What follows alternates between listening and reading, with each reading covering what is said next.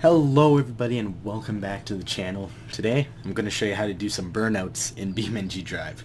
I really didn't have any idea of a video that I was going to do this week, so I decided to start off with a nice little video for all you guys. So I'll show you how to do some drifting and some burnouts. So here's the truck. This truck I'm not able to get to do a burnout. So what you would do is, as you can see, the transfer case is unlocked or disengaged, which means just the rear wheels are spinning. So as you can see, so the truck's not the most impressive for it. So instead, what we'll do is we will load up a custom-made vehicle I have made. So yes, the drift, that's normal stock car, but I switched it out for my own vehicle, a racer. If you don't know what a racer is, it's a car term, and this is a manual transmission, so I do have to use the clutch. I am using a controller. Controllers make this way easier. So what you do, for example, with this car, bring it up to 4,500, holding in the clutch, drop the clutch, full throttle, well, not full throttle, like, you need to maintain throttle, or else if you hold full throttle, it starts bouncing off rev limiter.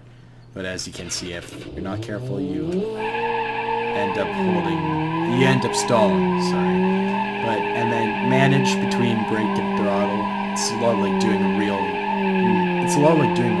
real life. So as you can see, if you look at the bottom, you can see the rear brakes heat up way faster because the front brakes are locked. If I let off the front brakes, you can start a drift, which is just maintaining your steering.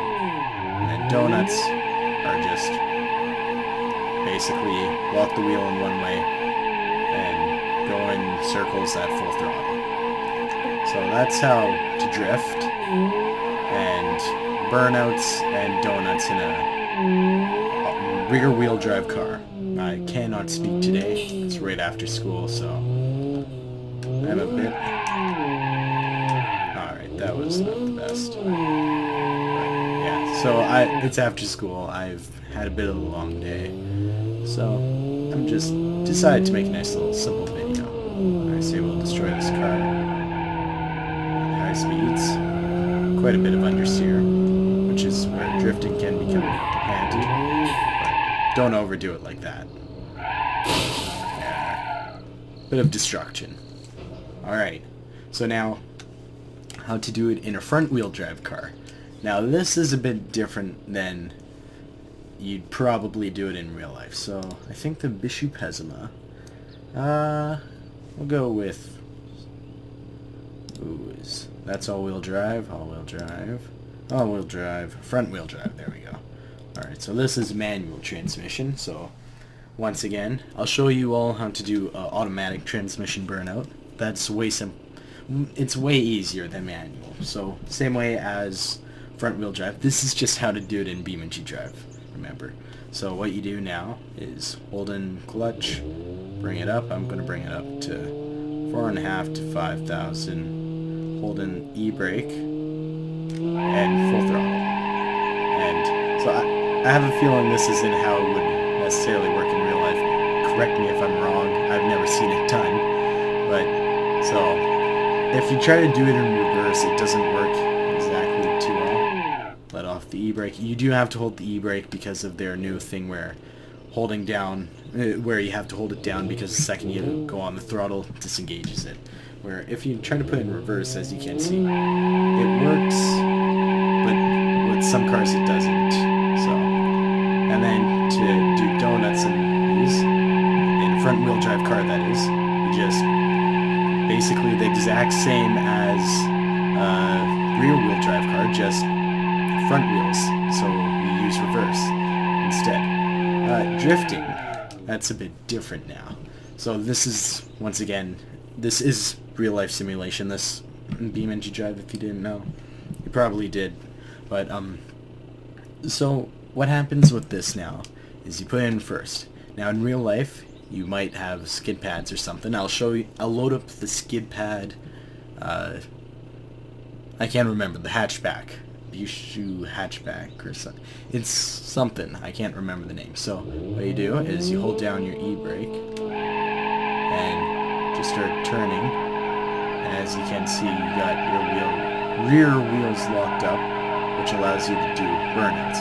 Now, in real life, what you can do is you could get trays. You put those underneath the rear wheel tires, and then you just put on the e-brake, and then the car slides. So, respawning the car, coming down into here, and the Corvette, yes. So, as you can see, it's got skid plate. So, skid plate allows for drifting in this game. It makes it so as you can see, it slides way more. You can't exactly go in a straight line with this vehicle. So drifting with this is a lot easier. Probably the easiest vehicle to learn drifting with. And you just slowly maintain, but as you can see, once the back end goes on this car, it likes to go. But then you can do things like this. So drifting a front-wheel drive car is a bit harder than drifting a rear-wheel drive car. Alright, and then last but not least, the all-wheel drive vehicles. So I'm going to use the Hirochi SBR, and we'll go with the dual clutch. Or, you know what, I'll go with the manual, just because I've been going with manuals through this whole video. I personally like manuals in the game and in real life. I find they're a lot of fun to drive. So, first things first, turn off traction control if you're using a car like this that has traction control. Or else, this happens, where you can't actually get it to go. I believe this was an all-wheel drive car, and the easiest way to find that out, well, besides checking, is this. So yes, it is an all-wheel drive car, you can tell by the way it drifts. So the nice thing about all-wheel drive cars is they're probably the easiest car to drift. As you can see, I put the wheel straight, and it just keeps going, because it is putting power down to all the wheels, making it quite easy to drift. The problem with all-wheel drive cars, you can't do burnouts. So, well, you can get wheel spin on strong takeoffs, but that's really pretty much it. So, here's a... Alright, so here's an example. So, as you can see, that's pretty much the most you can do, is getting it like that. I enjoy just every now and then driving around. If you're going in, say, a straight line like this, an easy way to kick up the back, hold down the e-brake till the car starts going sideways. That's the one way to start a drift in real life. Drifting a car is to pop the clutch. So now I will show you how to do a burnout and an automatic vehicle. Let me just think of a vehicle that we haven't done. You know what, we'll just stick to the Visio. So I'll load up my custom one, and then I'll swap out the transmission.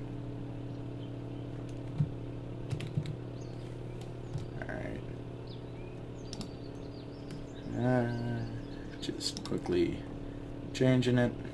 Engine, 5-speed manual, 4-speed auto. So now, what you do is you hold down on the brake, put it into drive, slowly let off the brake. As you put pressure down on the gas, this car doesn't want to do it. You can always just neutral drop it, which does start the drift, but a lot of cars you're able to start from dead stop by holding in the brake and then doing that. You're able to drift it the exact same as manual, because it doesn't change the drivetrain, it's just, it shifts for you basically. And same thing with donuts. So yeah, this was a quick, short, simple video today. I'm sorry that for all of you that do watch my normal videos, like my Let's Plays and all that. Those will hopefully be coming back next week. This week I'm sick. That's why if I don't sound as enthusiastic or something as usual, it's because my throat's a bit sore So that's one thing, and just we've been having quite a bit go on at school with just a bunch of work and stuff. So that's all for today. Thanks everybody for watching. See all of you next time. Bye.